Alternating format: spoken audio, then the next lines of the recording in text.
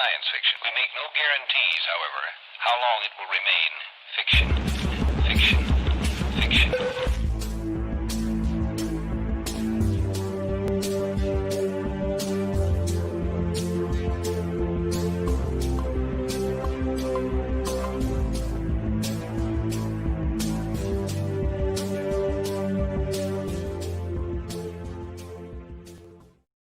All right, hypnagogic salutations, all you cognonauts out there. This is Exofathom, the show that dares to explore the outer reaches of understanding. I am your host, Nick, and I am joined, as always, by my lovely co-hosts. That's good. That's with an S, ladies and gentlemen. I have Ayla. Ayla, how you doing?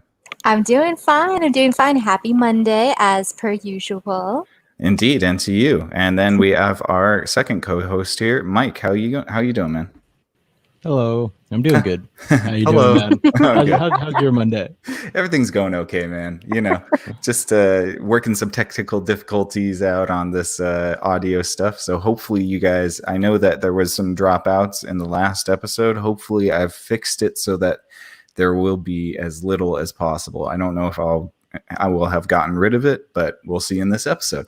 So hope you guys enjoy.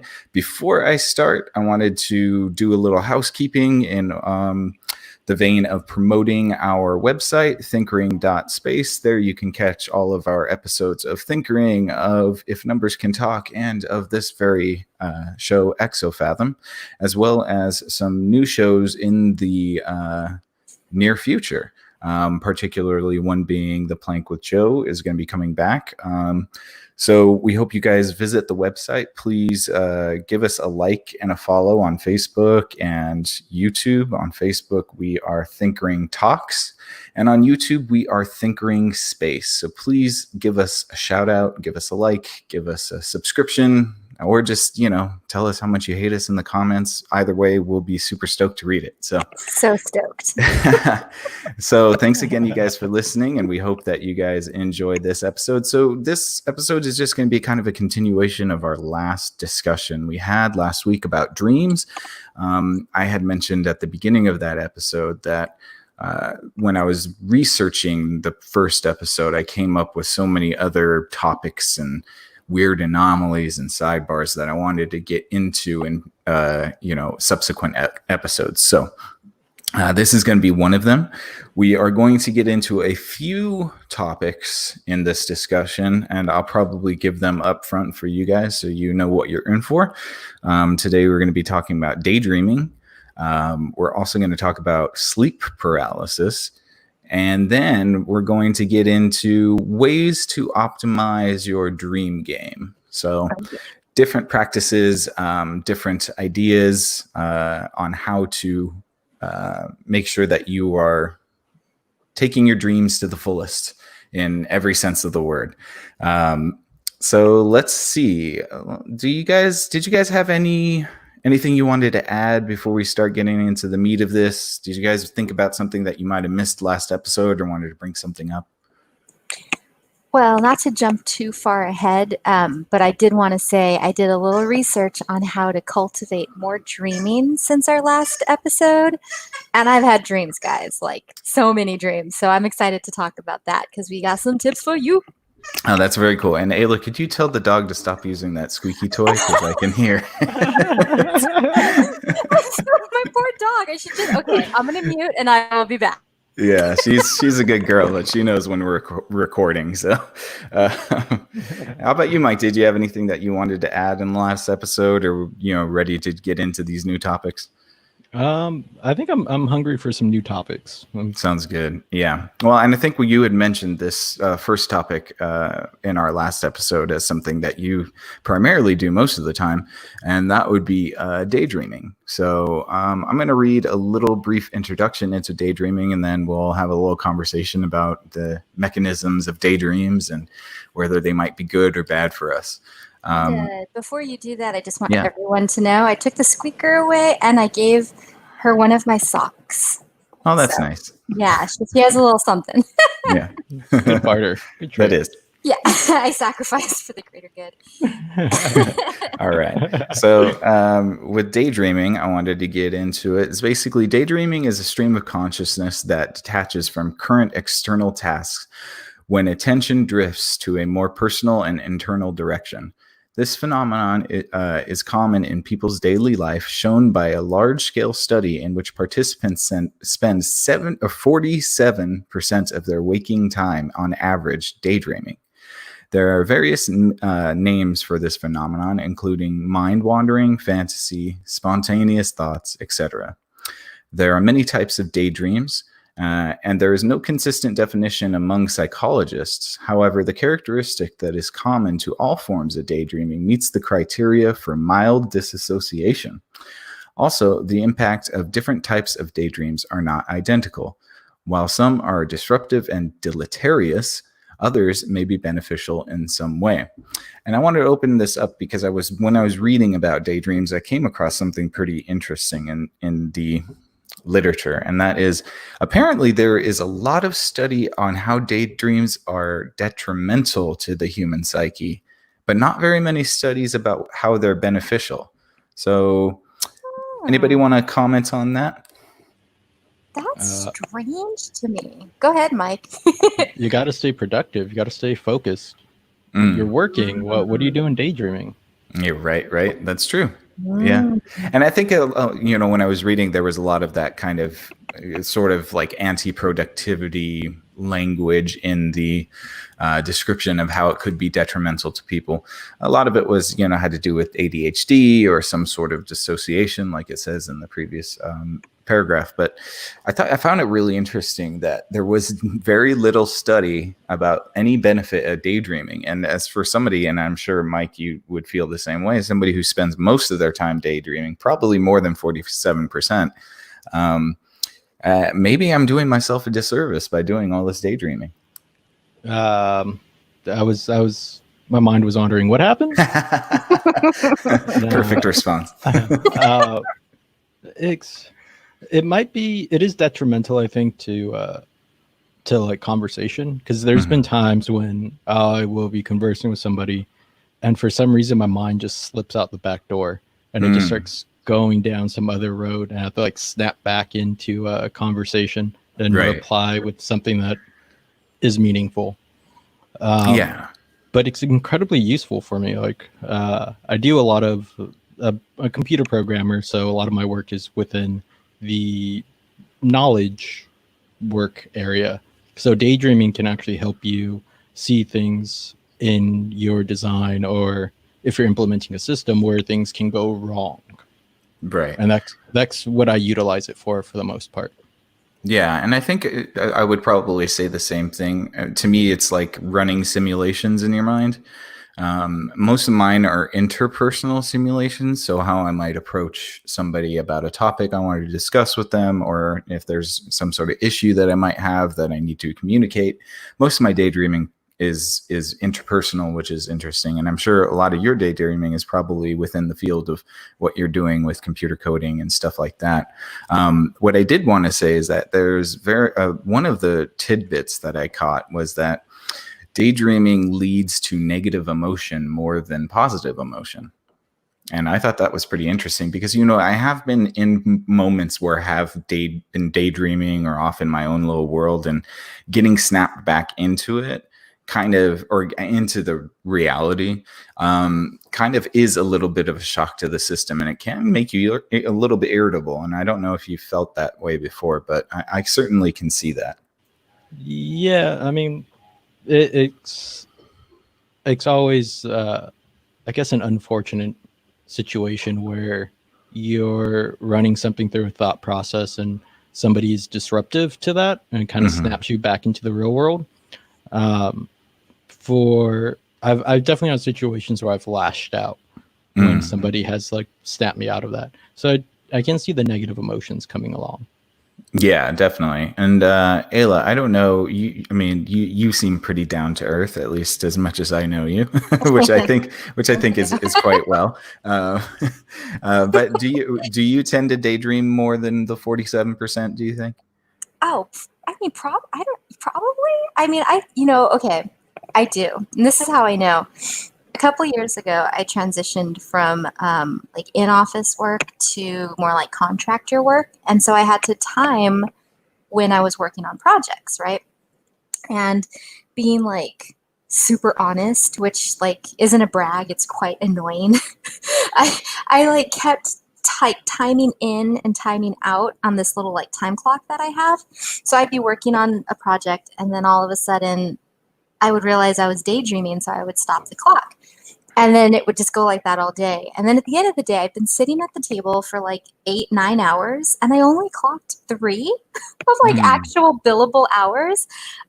So, I mean, I know that I've trained myself out of that and to kind of just accept it and say, oh, you know, I'll daydream when I'm bike riding or when I'm doing yoga or before I go to bed at night. But my mind definitely wanders. And I don't know if that's like making me feel worse. Because I would almost wonder if like what Mike said about the productivity element of it, like maybe that's a biased comment. I think daydreaming's amazing. And I think it can be really great in like the world of like manifesting what you really desire, right? Like how often do we stop and say like, what do I want? What am I doing? What is my purpose? Soul's desire, you know, all that good stuff. That's daydreaming to me, I think. Well, and I think that, I mean, I would definitely agree with you, but I also think that there's something, pardon me, a little bit pernicious about it, which I would describe as like, because I daydream so much in my waking life, it no longer seems as though I have control over it. And it's more of like, I'm half in, half out most of the day. And I wonder if there's some sort of element of like, the more you daydream, the less you kind of can control the things that you want to daydream about. Because I could see how it'd be useful if you're trying to like, you know, envision something or manifest something or, you know, like try to create something for yourself in the future. But I find more often that it's my mind just wandering to random places.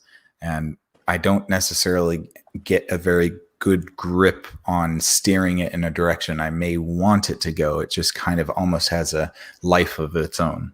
Okay, well now I think I need an example. Like, are we talking about like you daydream you're on the moon and you can like jump and like gravity's not as bad so you can like fly to other planets? Like, are we talking like that kind of daydreaming, or is it like something else?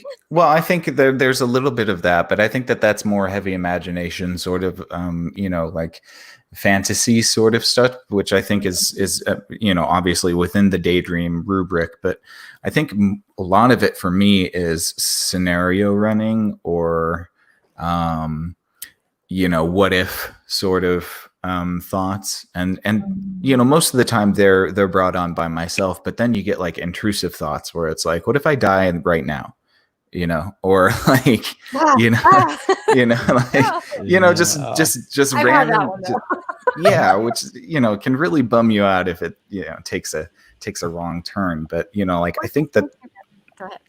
no, I just think that there is something to that. I think that there's something also to people who may indulge the daydream more than others might find themselves being the person in the passenger seat instead of the driver's seat. Yeah, there can be there's a tool that like the Stoics use. Like you do allow yourself to be a passenger on a pretty bad daydream. Like, what if my significant other passed? What if, I don't know, I lost my job and my house? What if this happened? What if that happened? You could start to prep yourself in a way to those negative situations should they ever arise. Hopefully they don't, but at least you have the toolkit for it. Right. And I think that that's probably part of it for sure. But, you know, like there's also a fine line, and it's kind of maddening a little bit because it's like, you know, you can get those types of intrusive daydream thoughts, but I'm so superstitious about the way thoughts form reality that I have to immediately shut them out or I don't like to enjoy or indulge them too much, because then I do believe that it starts creating reality.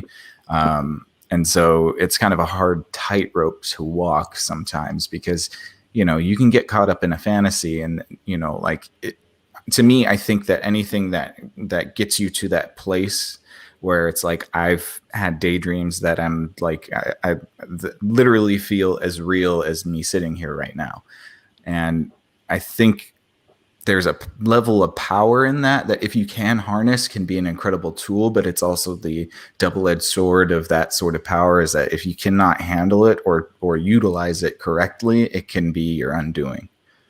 Yeah, like the like daydreaming is a great slave but a horrible master kind of thing. Definitely. Yeah, I could definitely see that for sure. And I think it's just it's yeah. Sorry, Ayla, go ahead. Oh, go ahead. Sorry, No. finish your thought. No, it's okay. Well, thank you for the verbal dance. Yes. But no, I liked what Mike said in the talking about the Stoics, and I think a phrase came to mind where it's like hope for the best but prepare for the worst. And when you described scenarios, now I'm like, oh yeah, those classify as daydreams too. So, for example, on Sunday, I went for a hike with my dog, and it was a new place, and it was hot. Like it felt like 99 degrees. And I was running through like contingency, like, okay, I should make sure I have water for her, and other things.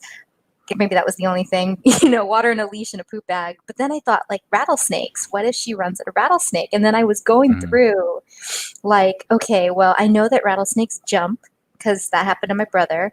So I would have to like do this. And then what if it jumped again? And I was like, well, maybe I could like catch it in the air and catch it right on its head, And then I was envisioning like, okay, but then like, what do you do then? I was like, well, you got to get a rock.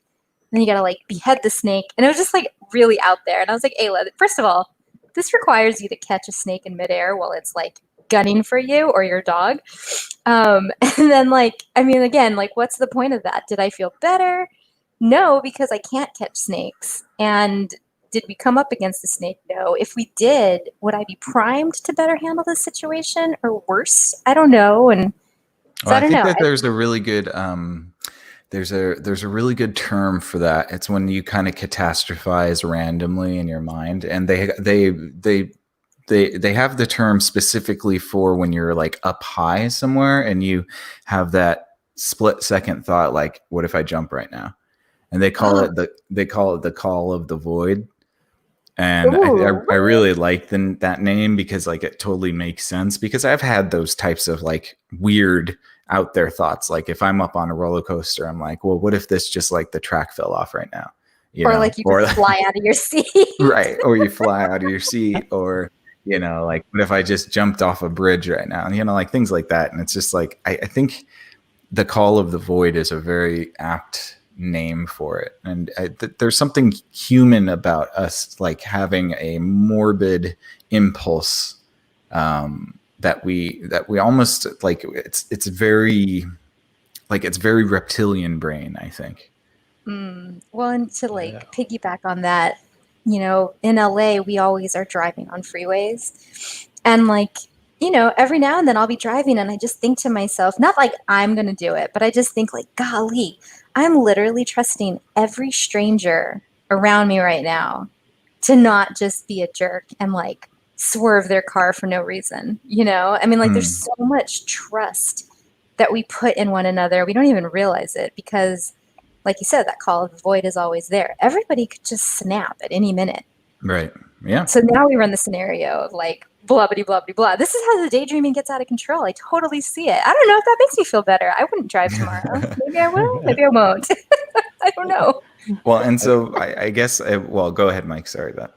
No, I was just going to like add on my father as a kid, when he would go down the 405 near LAX and like see planes fly over, he would have the daydream of one just exploding. Yeah. Oh. And I've always had that daydream now whenever I'm in a plane or I'm driving by a plane and like looking up at it. Just like that. What happens at just final destinations all over the place. Or absolutely, yeah. Yeah. Did you see the Nick Cage movie where like they pull a time capsule out of the ground and there's like a letter with all these numbers and he finds out that it's like dates and locations of terrible things that are going to happen? And like there's a plane crash scene. Anybody know this movie? I know what you're talking about, but I don't know the name of it. I can't remember it either, but it was probably like the most real, like if a plane was gonna crash right near me or explode. I mean, like you get like the whole feeling of what it would sound like and look like, and it was scary. I hope that never happens to any of us or those listening, or just in general. But yeah, but it's a good movie. I'll find out what it's called. Is it Knowing? Yes! Oh, there you go. Yep. Knowing. Yeah, that movie was trippy, especially the end. Did you see the whole thing? No, I've never seen it. I was just Oh, doing what? I was doing He the did a Google poll search. for you. Yeah, he did a search. Oh, thank you. Yes, it was The Knowing. And yeah, for those of you who don't know, it was in 2009. And it's just kind of like a bunch of, sorry, I'm getting a lot of texts right now. Yeah, it's just Nick Cage doing stuff. I'm going to turn my phone off. Being Nick Cage, of course. Well, and so I think one of the questions that I was thinking about, because, and I've thought about this before about daydreams, is I wonder, are people who daydream more often, are they just tuned into something that's like, so like I kind of see daydreams as like, if there's possibility for a multiverse, are you tapping into the lives that you might have in other universes? Like say you're running those types of scenarios where, you drive down the 405 and you see an airplane explode. Is that happening in one of the universes that you exist in? Or, You're like manifesting that universe. you could be manifesting that universe. And then what that happens then is that just a separate universe that branches off from that particular manifestation point and then becomes something totally different. Hell Or yeah, because I maybe can catch convergence. snakes in that universe. Thank you very much. It depends if you catch the snake or if the snake bites you. I think there's a convergence and branching. So if you manifest the universe, like some sub-universe, then it follows that you're the center and you would destroy it. So I think like those daydreams where, or even like near collisions or whatever, I think there's a branch in the multiverse and then you bring it back in, just like a Donnie Darko style. Yeah, I could definitely see that. I think, and maybe there's this. Well, I've always thought, as far as the way time moves, and as far as whatever our universe is, like I think like maybe if the multiverse did exist, it would be like, okay, time starts in this universe, then each variation of probability creates a new branch of time and thus a different universe, so like let's take it from the beginning. You have a universe where the Big Bang went off and everything, spread out evenly. You have a Big Bang where everything spread out asymmetrically. Then, you have, so basically each and every decision and crossroads you find yourself in, or any other organism might find themselves in, creates a decision, and you jump into the universe that is within the decision that you decide. And that other decision creates its own universe, Did that make sense? Yeah. No, it makes sense. Yeah. Do you think that universe exists after you pass? Because then the scaling of universes is it gets pretty big pretty fast. It's like an exponential growth. Oh yeah, absolutely. Well, and if we're talking about infinity, and I know some infinities are larger than others, but I would say that if we needed to get to infinity, it would make sense that each decision, or let's even just take it in human history, because prehistory might be a little bit different to talk about, but even in human history and personal life, you create your own little universe, and each decision that you make branches you off into a different decision tree, but the other decisions still exist somewhere else. Yeah. Yeah, I can see that. But yeah, to answer your question, Mike, I don't know if you do die, do those universes go away? Yeah, I have no idea. I mean, that's possible, right? I mean, you would have to get rid of some at some point. Well, you know what that makes me think of is that Jet Li movie, The One. The One, yeah. Whoa, what was that sound?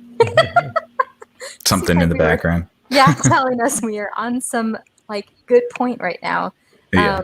But the movie The One is the idea that if you're in all these different universes and you die in one universe, then the energy of that one person gets distributed amongst all of the remaining versions of yourself. Mhm. So this one character travels to different universes, killing himself so that he can become the one supremely powerful being in any universe.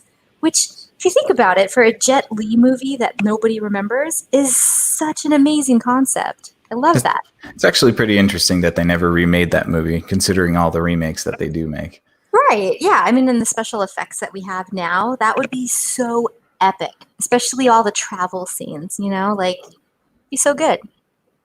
Agreed.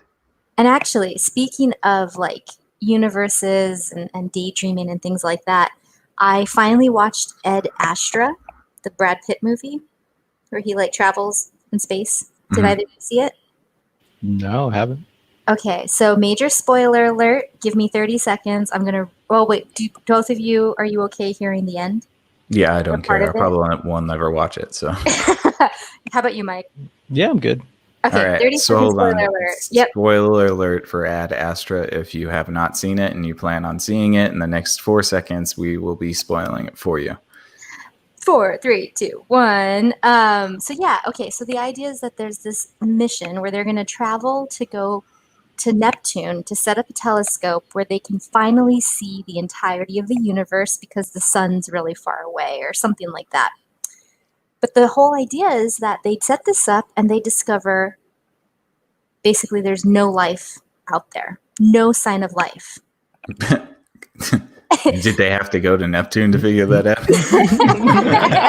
But it was such an interesting concept to me because it's like, we kind of just have this unknown out there. But to think like if we were all alone with no aliens, like that's something that you can daydream about. And I was daydreaming about yesterday, about like what that would feel like and how that would change our vision of things, right? Like if there's just a bunch of rocks floating around. It's weird. Yeah, well, I mean, I think that we kind of touched upon that maybe like a while ago. One of the episodes we kind of talked a little bit about that. The idea that is this like a solipsistic universe in which we're the only thing that actually matters, and everything else is just like code that's running in the background. Mhm. I mean, if that were the case, if we were the only living life forms in the universe, that would fortify my resolve and opinion that everything we live under is under intelligent design. Because I couldn't believe that if the mechanism of evolution is what brought us to this point, I don't understand how in an infinite universe with other infinite universes there are no other evolved beings. Yeah, that's just weird. That's like if you were to build a house and this house is like 50 bedrooms, but all you do is focus on the bathroom. That's it.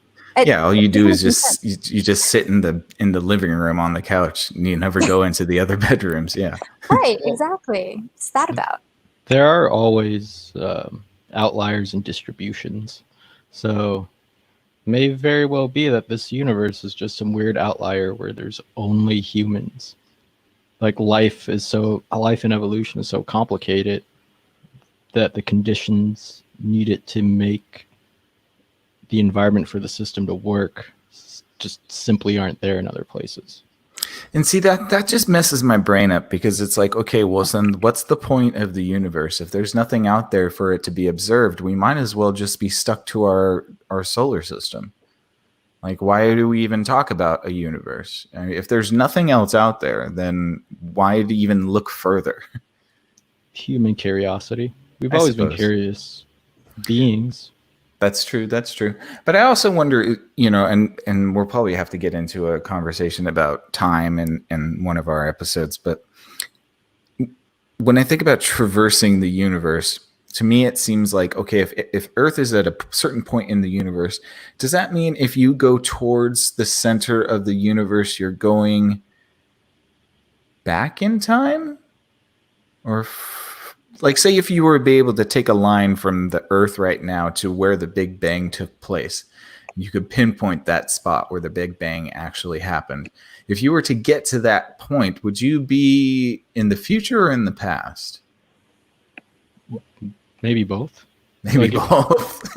like as you're going forward, time's going forward for you, but you're going back in time relative to all the light and matter that's Right. flying around you. But you yourself are still going forward in time, and then maybe once you get there, you're just disintegrated. Who knows? Or just stuck in basically nothing. Because I've always thought about that with the stars. Like obviously we don't aim to go to any stars anytime soon. But if we were ever to decide to go to a star, by the time we got there, it's gone, right? It's not there anymore. So what's the point of even like? How would we be able to travel to a solar system then?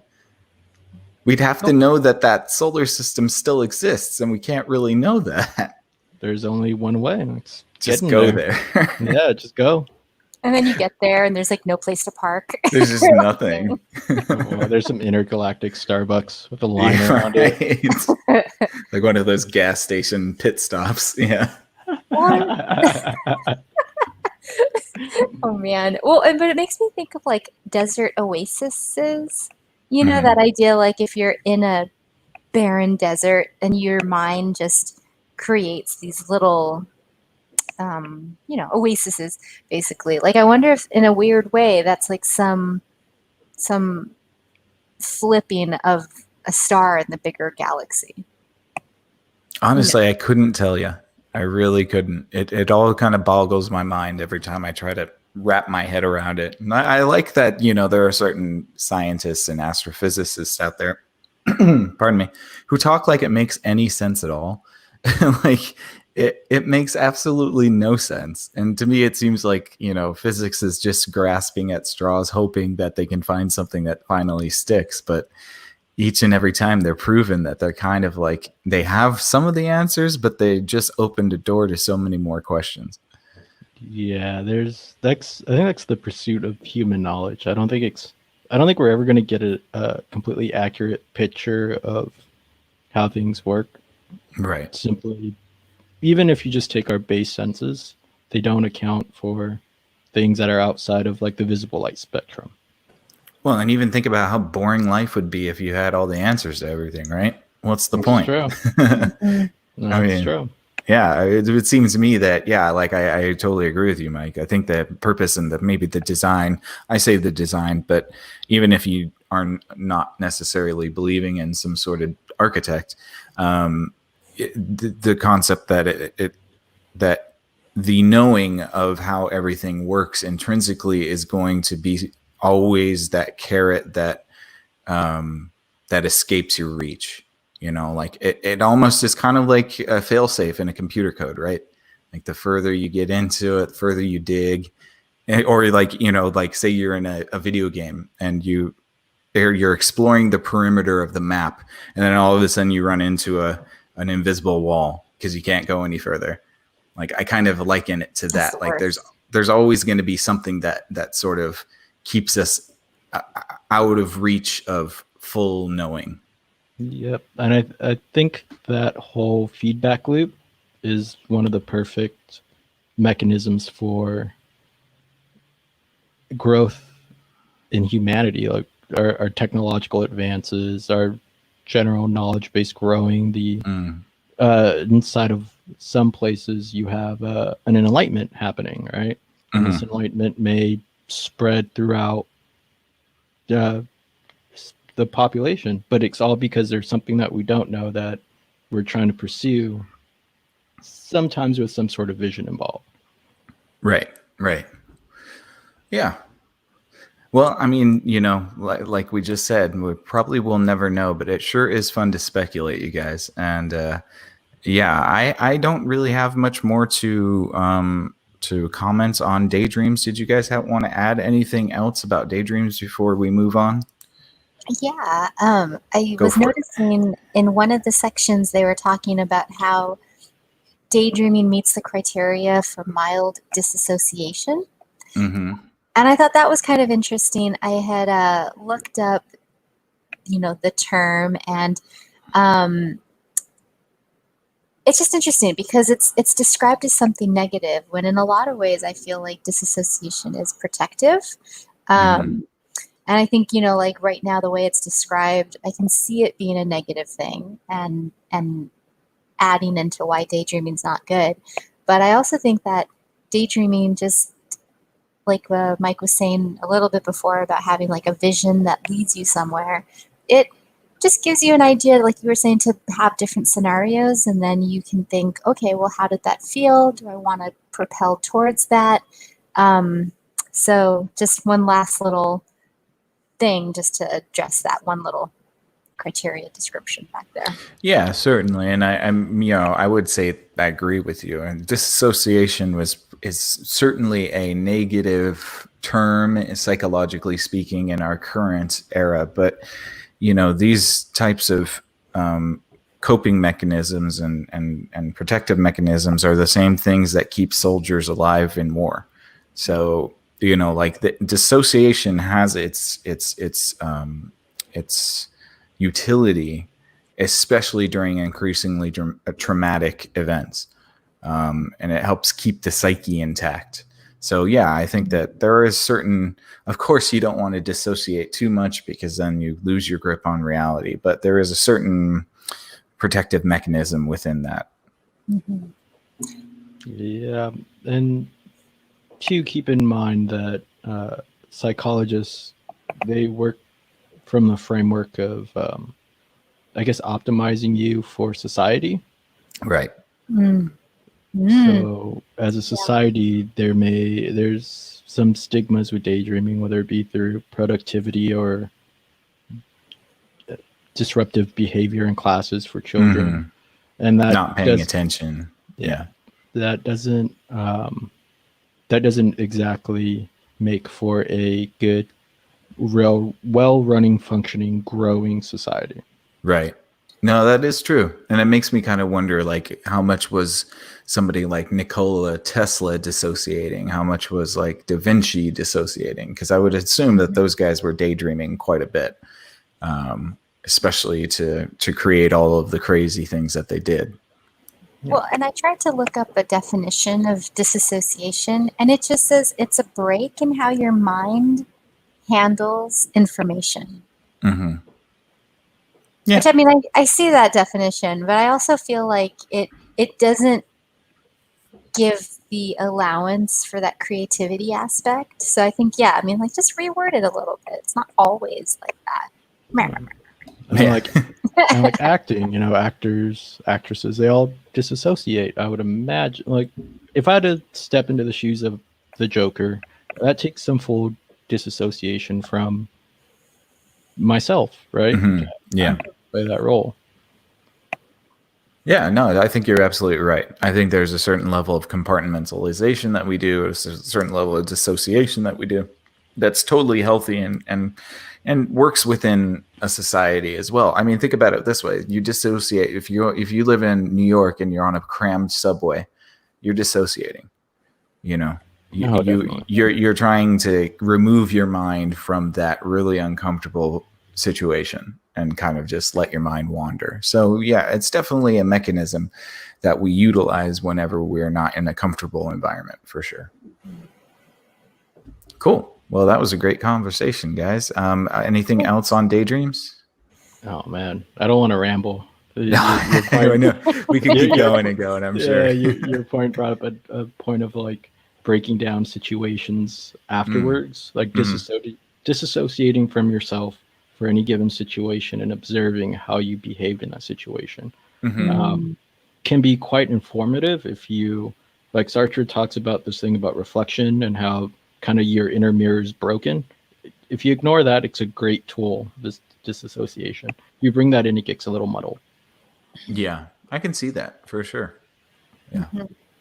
Okay. Well, we brought you guys the daydreams, which is the light side of our conversation. And now we're going to get into sleep paralysis, which will be the darker side of our conversation. This kind of ties in with a little bit of other things I wanted to talk about. I have a couple dreams that I want to share with you guys, but you get to choose which one you want to hear. But before we get into that, I wanted to talk a little bit about sleep paralysis, because this is a really fascinating subject to me, because I've actually experienced it a few times. And to me, Well, see, let me just jump into the little rundown synopsis here for everybody. Sleep paralysis is a state during waking up or falling asleep in which a person is aware but unable to move or speak. During an episode, one may hallucinate, quote or parentheses, hear, feel, or see things that are not there, end parentheses, which result in fear. Episodes generally last less than a couple minutes, and it may occur in a single episode or be reoccurring. Between 8% and 50% of people experience sleep paralysis at some point in their life. About 5% of people have regular episodes. Males and females are affected equally. Sleep paralysis has been described throughout history and is believed to have played a role in the creation of stories about alien abduction and other paranormal events. Sleep paralysis may include hypnagogic hallucinations, such as supernatural creatures suffocating or terrifying the individual, accompanied by the feeling of pressure on one's chest and the difficulty to breathe. Another example of hallucination involves a menacing shadowy figure entering one's room or lurking outside one's window while the subject is paralyzed. Now, I can tell you that I've had, I want to say maybe 3 instances of this, and they've all been in my adult life too, which is kind of interesting. And they are all within the same 5 years of each other, I believe, something close to that. The one that stands out to me the most, and then I'll kick it to you guys, was I was sleeping, but I had my binaural beats in my ears, so I had the frequencies going on in my ears while I was asleep, and I must have drifted off into a dream, because in the dream I was hearing a strange noise, and I kept saying in my dream, "What the hell is that noise?" And eventually it threw me out of the dream so much that like I pushed myself out of the dream and my eyes opened up. But for the life of me, I could not move. I couldn't breathe. I could barely open my eyes, and all I could feel was my body vibrating because my nerves were trying to move my arms and limbs, but I was paralyzed still. And next to my bed was I'd say 7-foot shadow. Nope. A 7-foot shadow with glowing red eyes that was speaking in tongues right next to me, and standing like right next to my nightstand. And it was the most terrifying thing. I remember trying to scream, but I couldn't even scream. It was just came out like, and it took legit, I think maybe about 15 seconds for my body to like unfreeze. So like I was literally like, it felt like I was shaking out of my bed, but I wasn't moving at all. Like it felt like my body was like there was tremors going through my body, but my body wasn't moving at all. And then finally I was able to gain my function again, and then that shadow disappeared. Now, I want to kick it to you guys, because I don't know if you have any experience with this type of thing, but I find it really fascinating that it kind of would seem to be the biological explanation for why we have things like demons and monsters. Do you guys have any thoughts just starting off? Well, I think it's interesting because, yeah, like it could have totally been a hypnagogic hallucination, and that explains it, easy peasy. But what's interesting is like the shadowy figure with the eyes, like I just feel like, well, I've never had that experience at all. Like I've never had the sleep paralysis thing. I've had like slow running, but not what you described. But I know 2 other people that have told very similar stories. And for this section, it reminded me of a Star Trek episode. And sorry, I will be the person that brings up really random movies and shows all the time. It's just my brain has a weird from capacity for that. 1993. Yeah. I think even this one's like the 80s, to be honest with you. It's bizarre. I can't remember anything else, but movies I can. But yeah, it was this episode where people on the ship were starting to, like their little trackers were saying they were no longer on the ship, and then they were on the ship.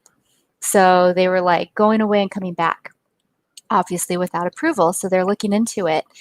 And so one of the psychiatrists, Dana, she's also like telepathic and stuff, so she can feel what other people are feeling.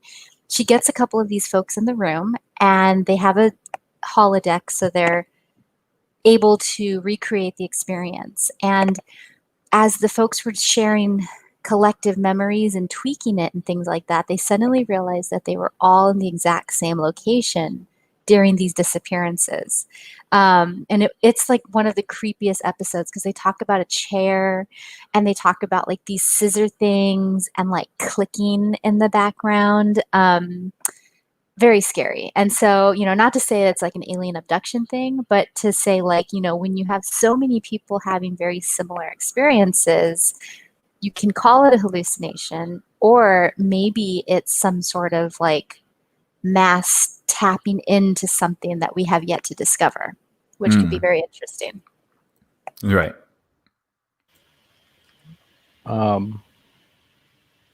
Well, one, that story was terrifying, Nick. Yeah. So thanks for that. You're welcome. Have some pleasant dreams tonight, maybe with a sprinkle of sleep paralysis. Yeah, just don't put binaural beats in when you're sleeping, and you'll be good. Thanks. I've had one experience with sleep paralysis. I apologize. I'm just trying to form what I want to say in my brain. I remember this experience pretty vividly, only because it was past the point where I had heard of sleep paralysis. So I was immediately terrified, then realized I was in the state, and then things kind of changed. But anyways, I opened my eyes, and at the time I was sleeping on the living room floor of my parents' place.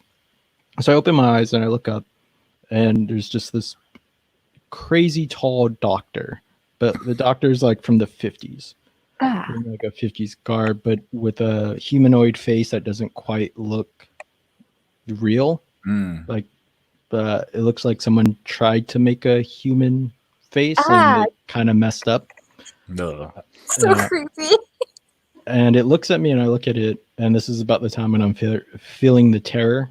And then I calm down, and then it widens its eyes and rushes over and sticks something into my arm, and then I come out of sleep paralysis. Duh. Oh no. Forget it, man. And this is what I'm talking about, because it seems as though this is a phenomenon that, that is pretty regular and pretty universal. And in a moment, we're going to go into some of the folklore and some of the explanations from around the world for this phenomenon.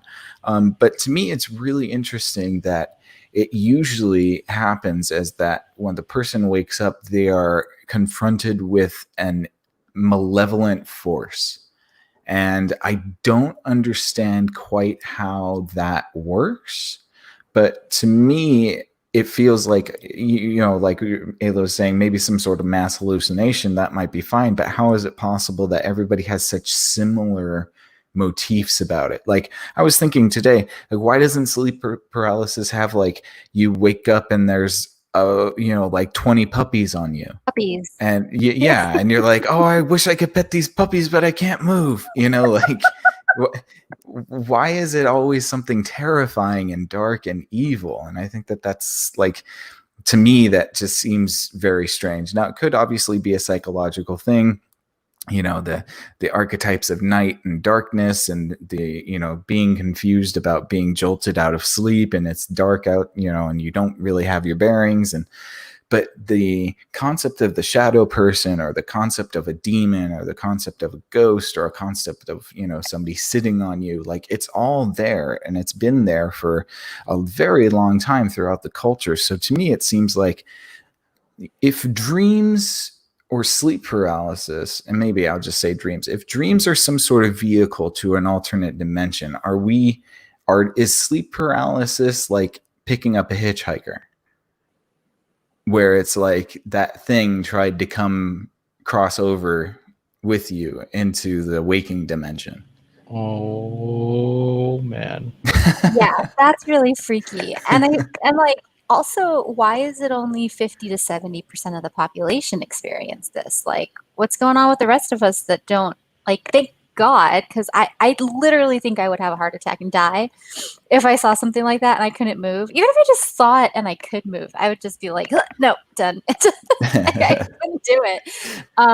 But God, I don't know. Yeah, maybe y'all are just going into some other dimensional realm at some point, and like some Well, of and I us think just so. know not to go that way or something. I don't know. But I think we all go into a different dimension when we sleep, and that's what I'm saying. So it's possible that perhaps, you might be traversing into a dimension that holds malevolent entities, and like while you're in their dimension, they may not really be messing with you, or you could be having a nightmare and then wake up and then you see one of these entities in the physical.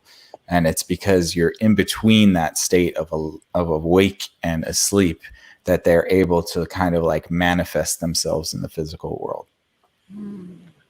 It is pretty intriguing that you bring up the notion of a hitchhiker. I had a conversation with a good friend of mine, and he's a pretty active lucid dreamer. And he talks about hitchhikers and the idea that he stays away from them because he feels like there's a existential threat. Yeah, well, I could definitely see that, and I think that a lot of people talk about multiple dimensional entities, and there's a lot of people who big up on channeling and and being a psychic and whatever. But I think what I've always thought in my head is that you have to be really careful navigating the waters of higher dimensions, because you don't really understand who you're allowing into your human experience. It's kind of like the idea of the Ouija board, right? Where it's like, yeah, you could be talking to some, kid that passed away that's, misses their parents, or you could be allowing, some sort of lower vibrational entity to, have a bridge into this one. And I think it would make sense that if you were, say you were maybe having a bad dream, or you were having you went to sleep feeling lower vibrational, maybe you slip into a dreamscape that is vibrating on a lower resonance. And that's where kind of like the things of monsters live and the things of nightmares live. And when you jolt yourself out of sleep, you kind of bring something back with you. Yeah. I mean, I can definitely see that. I kind of see like I don't see us kind of touching into higher realms or higher vibrations or lower vibrations. I do see us kind of like entering some sort of middle realm, and other things are hopping into our experience, which is why you don't get the puppies. Right. Yeah, no, actually, that's probably true. Yeah. And I guess the bigger question is where can you go to train yourself to find the puppies, if such a thing exists? Assuming all right. This is, yeah. Where can you go to find the benevolent beings that'll shower you with puppies and ice cream? Yeah. Because we need to find more of that and stop finding all of these demons everywhere. And then I think just more grounded. Our species has always been physically weak. We've always been afraid of tigers and bears and snakes and all sorts of things. And so it makes sense that we create these demons that we can't ever really see, or these shadow people, because we had to pay attention to shadows out in nature. The dark was the first enemy, right? Yeah. So it makes sense why we have the shared collective unconscious memory bank, but they always seem to be bad because our brain is just primed to look for things that can kill us. Like a threat. Yeah, for sure. Well, and then I guess that would mean that we, to me, that kind of points to ancestral memory and information that's encoded in DNA and genetics. And, perhaps that's why we have archetypical things like that, because all of this, because it's been proven in the animal kingdom that ancestral, DNA is a thing, and, parents can pass characteristics and behavioral traits down to their progeny without really having to teach them it. It's just hard coded into their DNA. So maybe there is something hard coded in our DNA, like you're saying, this, the darkness being, the primordial enemy, and, constantly looking for the threat. Maybe it is hard coded into our DNA, and that's why we're not seeing the puppies. We're just seeing the craziest things. Yeah, I think you're definitely right. It's not as sexy as interdimensional demons, but it's probably more likely. Well, there's a possibility of anything. Who knows? Maybe both of them are true. maybe both are true. Okay, well, but here's my question though: is that why the paralysis part? Oh, good question. I have an answer for that. So, oh. Apparently you need to be paralyzed while you're sleeping, or else you hurt yourself. I don't know if you've ever had dreams of like punching or, like falling, and you jolt yourself to sleep. I have the best story about that. Well, I just think that it's if you were able to have full movement of your body while you're sleeping, you would hurt yourself a lot easier. Yeah. So the body has to paralyze itself so that you don't jerk around, you don't, break an arm or break a leg while you're sleeping. Which is kind of strange. Like, why do we need that mechanic? Oh, yeah. Then that makes a lot of sense too, though, because if you're slipping in from being unaware of that to suddenly being conscious, but then all of a sudden you're paralyzed, then your body hasn't woken up yet. Yeah, and then all of a sudden dread works its way in because, like, oh my God, I can't move, and then that creates that like snowball effect, like Mike was saying, of being like scared of stuff, and like, so I could see how that all begets itself. That's craziness. Yeah, it's pretty wild out there. I think too, there's some point in our evolution when we slept in trees. It'd be really unfortunate to roll around in your sleep while sleeping in a tree. That's very true. Yeah, very true. And I'm sure it came from our, monkey ancestry. I do believe that primates have sleep paralysis as well. I mean, not like in the sense of seeing demons or something, but like they're paralyzed when they're asleep. Dogs do not. That's why when they're sleeping, you can see them woof and run, and they have a very weak paralysis. I don't know what you would call that system. For their sleep. Yeah, mechanism. Thank you. That's what I was looking for. So that's why they, like when they're sleeping, they're barking and they're running, and they're basically acting normal, but they're asleep. I had an ex once kick me in the back in her sleep to do weak paralysis. Yeah, note to all you people out there: make sure your significant other has strong paralysis when they're sleeping. Wait, didn't that happen with you, Nick? I think one time, like you like moved your arm, and I totally like caught it in like the arm or something. I just remember being really mad at you one morning. Oh yeah, well, so because I had like a bruise, and I was like, I remember what happened. Yeah. Well, no, I mean, we'll get into that, I think, towards the end when I get into the hypnagogic aspects of it, because that's when your body will be moving, like the concept of falling. But let me get through this sleep paralysis. I just want to give you some examples through folklore and around the world, because obviously that's something that we try to do, is give you guys a little tidbit of information. It's not always just us talking crap.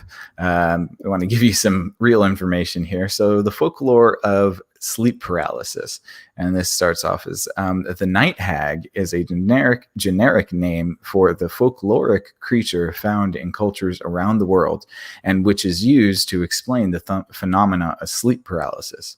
A common description is that a person feels a presence of a supernatural, malevolent being which immobilizes the person as if it sits on its chest. The phenomenon goes by many names. So in Egypt, sleep paralysis is conceptualized as the terrifying jinn attack, and the jinn may even kill its victims in this sleep paralysis. So, I mean, at least we don't have that going for us. Little tidbit also, jinn is the root word for the word genie. So you've learned something today. Cambodia, sleep paralysis among Cambodians is known as the ghost pushing you down, and entails the belief in dangerous visitations from deceased relatives. Now, that's one thing I really have to be thankful for, is that I haven't seen a deceased relative sitting on my chest. I think I'll take the 7-foot shadow monster any day. Oh, definitely. Yeah. There's this, so 7-foot shadow monster is just literally scary. The other is much more psychologically scary. Yeah. You're just like, oh, what did I do? Yeah. What have I done? I've broken my brain. Yeah. Let's see. In Italy, for example, sleep paralysis is referred to as pandefece attack. Well done. The pandefece may refer to an evil witch, or sometimes a ghost-like spirit, or a terrifying cat-like creature. That would also harken back to the more primordial fears that we have. We were scared of big cats too back in the day. Let's see. Newfoundland and Labrador, sleep paralysis is referred to as the old hag. And victims of a hagging are said to be hag-ridden upon waking. It seems a little bit like aggressive. I don't know. I'm just thinking about like Karens today and like changing the technology or the verbs to be like, oh man, I had a rough hagging today. Oh man. Right. Bad. Let's see. Victims report being completely conscious but unable to speak or move, and report a person or an animal which sits upon their chest. Despite the name, the attacker can be either male or female, so it's gender fluid, which is nice. Some suggested cures or preventions for the old hag include sleeping with a Bible under your pillow, calling the sleeper's name backwards. Oh, that's weird. So like you call your own name backwards, or somebody calls your name backwards and that will snap you out of it. That's weird. That's like some old magic stuff. Yeah, that is. Yeah, KCIN. I guess it would be something like that. Michael, Right. how would you say your name? Oh God, you don't want to do that. You could just go Ekim and it'd be Mike. Welcome. Oh, There you go. now there's a bunch of demons in the room. Thanks, Nick. Sorry. Ripe for a hagging, you are. Yeah. Let's see. Or in an extreme example, is sleeping with a shingle or a board embedded with nails strapped to your chest. What? Could you imagine dating someone and they're like, oh, hold up, let me get my board before I go to bed? No, thank you. So basically, like the board is on your chest, and then it has nails sticking out. So if the hag sits on your chest, gets nails in her ass. Pretty much. Yeah, Yep. all right, that's like Home Alone booby trapping right there. Booty trap. Yes. Oh. It's called the hag board. Oh, it is called the hag board. Yes. Yeah, that's it for the Newfoundland and Labrador. They have a very rich history, apparently. Seriously, Rich. And then in the United States, sleep paralysis is sometimes interpreted as space alien abductions. USA. Yeah, we love our aliens, man. Yeah, everybody else is like about the old world and like magic and stuff. Are like, no, we want aliens, man. It's aliens for sure. Well, and interestingly enough, 2 of your podcasters tonight are speaking from the city of Long Beach, which just had a visitation yesterday. Oh, I'm you gonna heard have to about burst your bubble. Oh, did they I saw the discover? video. It's a fly. Is it? It's a fly. The TMZ one that they posted on TMZ, whoever did that needs to be fired, because I figured it out in 2 seconds. It's like it's like a little fly buzzes into the viewfinder and then flies away. And they're like, "Oh my God, did you see that?" It was literally like a blip of a second. Huh? There were multiple videos, like multiple sightings. That's why there was everybody was one like, yesterday. No, there was one yesterday, and the one that's being officially released, it was a fly. It even zooms in and slows down and stops. You can see the little wings and its little dumb legs. Like, it's not a UFO. How much? don't- How much do Seriously, you I think don't know why TMZ paid for that clip? Dude, that's what I'm wondering. Oh. Like, who's gonna get fired from TMZ? Because that is so obviously a fly. Like, I didn't even have to like second guess it. I'm like, oh, it's what? It's August in Long Beach, and this person's outside next to their garden. I guarantee you that's a fly. I guarantee you. Well, I'll send you the second video because it's a little bit better, like closer up. But yeah, I mean, obviously the I chances saw that of one these are too, real and I UFO. believe that that was a kite. Right, or like a drone. It, It's it just was a too kite. convenient. It was a kite with a tail, and like, yeah, dude, these people are so dumb. I don't know. The Pentagon just came out and said that we have off-world technology, and nobody's reporting on that. But they were going to post a fly on TMZ. Like, What if it was the Pentagon that sent that clip it to probably did. TMZ? Does that still count as taxes? Can I deduct that? Yeah. I said that's my so taxes ridiculous. only go to earthly things. Yep. Oh man. Well, no, but they're supposed to like. What did they say? October or November? They're gonna like release their files on that or something. They're saying soon, but don't hold your breath. A lot of it will be redacted. A lot of it will be from the 40s. And like, you know, you're not really going to hear a whole lot. Unless they come out with photos of the actual craft that they're carrying, which they do have, then I'm not really going to hold my breath. They can just... Yeah. They basically announced that they're reopening their UFO investigation, which I'm like, well, you never really stopped, so what does it matter? Well, and then- It's in ONI, right? Like the Office of Naval Intelligence right now? It could Where be, yeah. Yeah, you might be right. I know Then I that. heard- Yeah, what? Oh, no, I was just going to say somebody was saying that they think they're doing it because they suspect other countries have advanced technology that they're not talking about.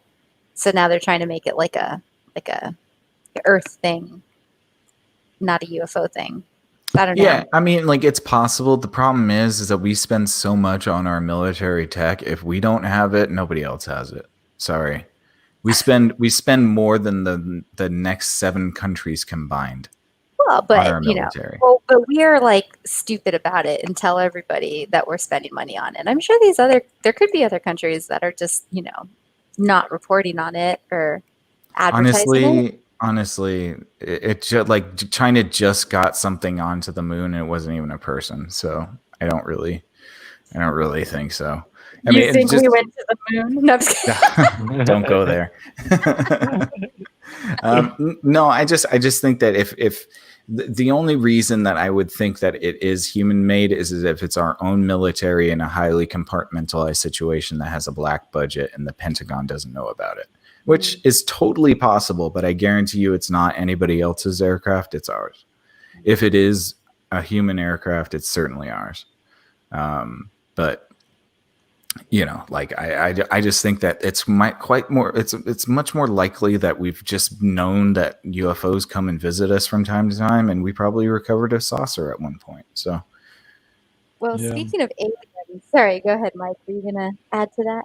Yeah, I was just gonna say too, like if you take the technological innovation, like how far it's come over the last, I don't know, like 10, 20 years, maybe too there's some pressure internally where it's like we're gonna have to come out with the fact that we just have these different materials and we've co-opted these, you know, we reverse engineered how this stuff works and applied it to our tech or to we our have resources. gravitational engines now, which could change the entire world. Yeah. Oh, yeah, but Oh, yeah, I could also see the U.S. not wanting to share any of that. Yeah, I mean, it would be more convenient for them to just say it is aliens and not their black budget stuff. That's true too. That'd be kind of cool. I mean, it's not out of the realm of possibility. Look, we definitely have had secret aircraft before, and you know, I'm sure we're still looking at secret aircraft still. So, and I'm sure they just want to be able to say, "Look, we have it, so don't try to do it in the private world. Otherwise, we're gonna, you know, take you to court, copyright wise, or something like." I'm sure it's like a dumb reason behind it too. Well, not necessarily just copyright, but it's saying, "Hey, we got the biggest gun on the block. Don't come at us." That's what it is. I mean, it's just Or maybe That's an important thing. It is. Or but maybe like we've had an alliance with aliens this whole time. I mean, if you believe the Roswell theory, then, like they came down and checked us out after we dropped the hydrogen bomb. And then we decided that we would no longer use nuclear weapons at their behest. And, there's stories about them, showing up Really? to, yeah, there's Wild. It's wild. yeah, See there's, it, though. okay. There's stories. There's Sorry, I'm stories thinking of about this convergence of like aliens coming down, like shaking their finger and us being like, "Oh, so sorry." I don't know. Anyway, continue. I'm Thank just you. thinking out loud. Yeah, no, it's all good. No, I just wanted to say there are stories from the military that say that they had UFOs over nuclear test sites, and in a couple occasions they turned the nukes on remotely, and then they turned them off just to scare the people at the test sites. At least that's what people say, anyways. So that's what I would do. Just if just some sort of like just far superior technological species. It's like, yeah, we've ran all your experiments before. Let us just Right. show you what we can do. Exactly. It's the same thing as us, like, being the one that has the biggest gun. It's like they show up and say, okay, so these are your most advanced and powerful weapons, huh? Watch this. We'll turn them on and make you panic. Like. But good job on the USA for having that. I mean, right? Seriously. It's better than some people, I guess, right? Okay. So I wanted to get into, okay, look, we're running close on time, so I will give you guys the decision. Do we want to get onto hypnagogic stuff, or do we want to, I can share an alien dream with you guys, we can do the hypnagogic thing, or we can talk about something else. Alien dream. Okay. Well, I got one for alien dream. Yeah, I think this is a good rounding off point. And then we can get into the hypnagogic stuff next We time. can do that another time, because that could be a part of the lucid dreaming episode for sure. Yeah. Okay. So now I have another question. Do you want to hear the metal sphere dream, or do you want to hear the alien technology dream? Ooh. Alien tech. Yeah, alien tech. I'm glad you guys answered that one, because it's one of my favorite, actually. I do like the metal sphere dream as well. But okay, so this took place, I think I want to say it was 3-4 years ago. Might have been 3. Yeah, somewhere around there. Anyways, I was dreaming, and I was on a spaceship, and I was kind of like, it was very familiar to me. Everything was kind of in black, but it, like, not lit by any sort of lights, but had like this ambient light that let me see. Obviously it's a dream, so I don't need lights. But everything was very like high tech and black, and I was being held there with some other people, and the aliens would kept checking on us, and they would kind of once in a while they would move us around. And so they took a couple people out of our little holding area, and then they came around to me and they took me out of the holding area, and they were walking me through the ship basically. And I saw this glass tube that, like, it would kind of like like a bank deposit tube sort of thing that goes from like the floor to the ceiling. It's just like that polyurethane tube, plastic tube looking thing. It's kind of like something like that. Yeah, like something like that, but it was like almost like a display almost. And I could see this gas in it. And I went over, and I'm not sure why they let me even like stop, but it's a dream, so they like just had to because plot, that's why. So I went to this tube, and I was looking at this like hazy gas inside of it, and I'm looking, and all of a sudden it starts turning like brilliant technicolors, and it changes colors like just constantly. It's constantly in this undulation of different colors, every color in the color spectrum you can think of. And then I realized by looking at it that it was reacting to my thoughts. And so I started like, okay, I'm playing with this idea. And so like I would think about a color, and then the gas would turn that color. Then I would think about a shape, and all of a sudden the gas was turning into like this plasma that was like rainbow colored, constantly changing colors at every second. And it turned into this geometrical shape that I was thinking about. And then it kept doing that over and over and over again. I'm like, I have to fucking take this thing. I need to take this with me. Like, and so, You're so shifty. yeah. Well, I was really into it because I was like, dude, this is so awesome. Like every time I think of something, it immediately turns into the thing that I'm thinking of in this sort of like plasma, illustration of it. It like doesn't turn into like a cheeseburger if I was thinking about a cheeseburger, but it was like I was thinking about a geometrical pattern, and then it would turn into that pattern or turn into a simple shape. It was kind of like I wanted to call it, I called it like something. It was like telekin I couldn't think of remember the name. Holographic or something. Yeah, it was like teleplasma, something like that. And it was reading my mind and responding to me. And then the alien, or like the alien, whatever was on the ship with me, mentally told me that it's what they use to propel their ships. And so I'm like, I really need to take this thing. And so I got this moment where they weren't like right next to me, and I started to take it. I took like the little canister and I just started to walk with it, like holding it like a football, like trying to be really, really slick around these aliens. And they finally caught me, and they're like, all right, you have to leave now. And they sent me out of the spaceship, and I woke up. Oh my God, you didn't pass the test, man. I didn't. I totally failed. I failed the test. Wonka, like you're not supposed to steal the stuff. I know. I was going to go straight to Slugworth, and I totally failed. Slugworth. But it's interesting because ever since I've had that dream, I've heard in the UFO community that they think it's something that like that does indeed exist, that does propel their spacecraft. It's some sort of plasma energy that responds telepathically to your thoughts, and that's how they drive their ships and stuff. But it was just really interesting because it was such a cool thing. And I was like, I don't know why. I was just like, I just want to have this. I just want to take it with me and keep it with me. You were like Dory when she saw that fish with the big light in front of its face, and you're like, oh, it's my squishy. Yeah. I'm going to take it. I mean, obviously you guys made me walk by this so I would steal it from you. Come on now. How Promethean of you. I know, right? Stealing fire from the gods, totally. Yeah.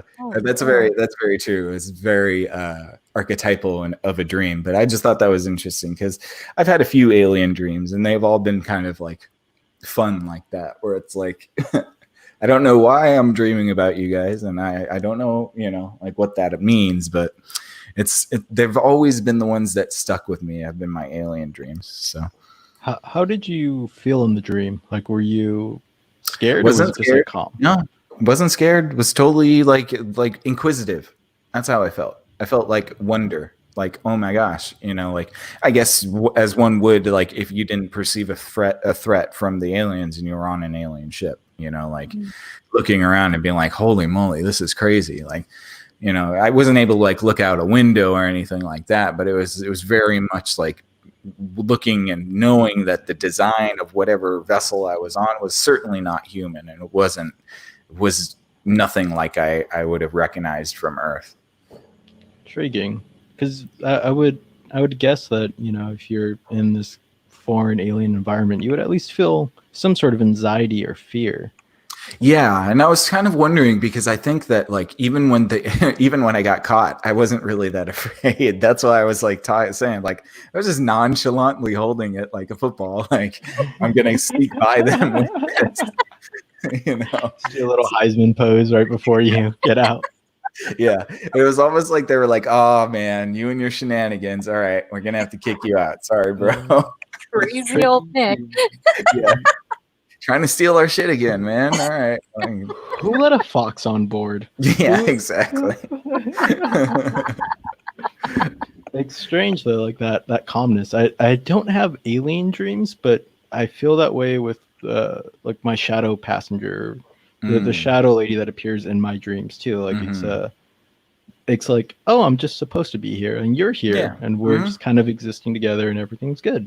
Yeah, it feels kind of natural, which is strange, but I think it's like, like maybe even a better illustration is yours, the idea of the shadow person that's kind of parallel to who you might be. And so it's like, that Jung talks about the shadow self a lot, and it's perhaps the alien is this representation of my shadow self or something like that. And just, the comfort you feel, it's almost like, oh yeah, I mean, like, they're not going to hurt me, I'm not going to hurt them. We're kind of living in this symbiosis right now. So yeah, and I wonder too if it's culturally influenced. Like if you grew up anywhere else and had any different experiences outside of the States, like if that dream would more fit the folklore that we see in other cultures. oh, I'm certain it would. Yeah, I'm certain if we were in some sort of isolated culture that believed in whatever higher powers, I'd be dreaming of those higher powers for sure. Yeah. But it is, I think it's interesting. We kind of talked about that in our last episode with the Aboriginal communities. Like, and I've actually heard an evolutionary biologist say this just a couple of days ago in a podcast. He said, we really need to do studies on what hunters and gatherers dream before they're gone, because we need to understand what the natural state of dreams actually is for a human being. And he was saying that it's really important for scientists to get on recording the dreams of hunter and gatherers so that we can understand the psychological landscape of humans. I would agree. And there's no one, that hunter-gatherer culture it's not going to persist Right. in the future just because of our technological advances. At least not in the same way, I don't think. Right. And it would be a tragedy to lose all that information and not really have that understanding to the early beginnings of man, Yeah, especially as so much ties us together to those people. Definitely. Whether we want to admit it or not.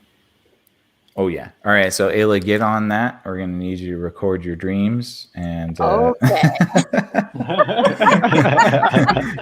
I'm more like, let me get on a plane and go to Brazil and defend all the freaking indigenous in the Amazon. It's horrible what's happening over there. Don't they know that these people are the direct link to understanding the human psychology of dreams? Clearly, well, I mean, it is certainly true that hunter gatherers and tribe people will probably have the most concise framework for the dream world that would probably span the rest of us. Like they would be thinking about the most root things that we have forgotten because of our modernity. Yeah. Or just thinking about trees and their livestock. Like I once asked my grandma, absolutely. Some really profound question. And she just was like, why are you asking me that? You need to go herd sheep now. It's already 9. So she totally just was dismissing of it. But I do think that having kind of a discussion about that with some of the elders would be so interesting. Or even just ask them to think back on their earlier dreams when they were kids, because that's even further back. Yeah, certainly it would be interesting. And I think it would make a great book too. The dreams of the native tribes. The dreams of our elders. The dreams of our elders. Yeah, perfect. And the profound answer might be, we dream of sheep herding. Yeah. Right, exactly. You want to know something funny about my grandma too? Oh yeah, exactly. Why are you overcomplicating it with your spheres and alien tech? Yeah. No, funny divergence on my grandma. The movie Babe that came out again, probably in the 90s. 1993. I swear, you're in a time capsule. Yeah, I swear we've watched movies that are made recently. But it was funny because she had to stop watching it. The moment when the sheep were talking and they had the fireworks and all the sheep were like, whoa, she just started waving her hand and was like, nope, I'm going to bed. She hated that. Grandmas don't really like nonsense that much. Well, but also she butchered sheep. So it's kind of hard to anthropomorph, I think, but it just was really funny because she just was absolutely we're not going to watch this cartoon, this cute kid show. which is pretty funny. No, it's good. It's like if you have chickens or roosters, it's like you never name them because those are not pets. Right. Doesn't really make sense too. Mhm. My friend, when I was like in the 3rd grade, and his grandma came to visit, and she was from I wanted either like Guatemala or maybe Mexico. I don't know, but she was more old school and had the same regard for chickens. And he had a pet chicken that he named and loved. And I remember he came to school one time and his eyes were really red because he saw his grandma snap that chicken's head in the door. Like apparently you can slam the door and like snap it that way. She Pretty killed gnarly. his chicken. That's was a so pretty sad. gnarly. That's a pretty brutal way to kill a chicken. Yeah. Like I think you're just supposed to like take their neck and twist it, like not like Kill Bill them. But the spectacle, respect the spectacle. Right. I distinctly remember he said she used the door and killed it. And she's just so upset. I'm saying they have to clean blood off the door jamb and all that. My God. Not like it just snapped or something. Maybe she did it slowly, so it just slowly cracked it rather than severing it. Just snap its neck normally. Don't put it in a door and then, like seriously, his name's not Buck. That's a Kill Bill reference for you guys. Yep. Ha! Yep. I don't know that reference because it's too old. No, it's too new. That's the problem. Oh wait, what movie did you reference? Kill Bill. Oh, I thought you were. Ayla's living like 50 years in the future. You don't know. Also, 30 years in the past. No, How's I that don't Big Bang? Yeah, It's uneventful. that's right. It really would be though, or would it not be? I don't know. It could either be a spectacular explosion or just like this supersonic boom and then like everything. Yeah, wait. Oh, No, okay. never mind. I'm Well, not let's gonna go not that get too far. far into the weeds there. Yes. Yeah. Spinning out. We're gonna have to wrap it up. So, do you guys have any last thoughts about this episode? Anything you wanted to get in before we wrap up? 3 things on my perspective. First of all, everybody, if you're interested in this stuff, go watch the episode called Schisms from Star Trek The Next Generation. It's in the 5th season, aired October 19, 1992. But this episode was a year off. year off. But it's the 131st episode called Schisms, and it will not disappoint. It is so good.